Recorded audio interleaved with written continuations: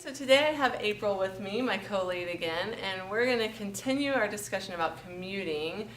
April, you said one of the things that was a benefit when you were commuting with your baby was that it helped support breastfeeding because you could get to your work city and breastfeed the baby right before you left him at daycare, at lunch, and when you picked him up from daycare before doing your long drive home. So what other tips do you have for breastfeeding moms who are commuting? So I think the key is when baby wakes up, nurse and get ready to go, because that in itself is a whole ballet of things to do in the morning.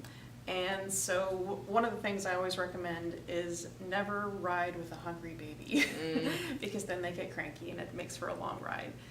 So again, my commute was about an hour long, and so I would drop baby off, and before I left, I nursed again, and that also actually cuts down on the number of pumpings you have to do at work, so that's a benefit as well, because obviously it's much nicer to nurse baby than pumping, but even though pumping is a necessity if you're going back to work with baby.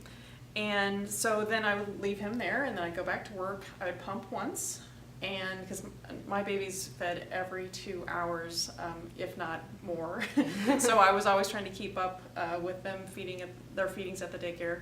And so then I would go to the baby at lunch and nurse, and then I would do one more pump in the afternoon, and then I would go pick him up and nurse before we got back in the car.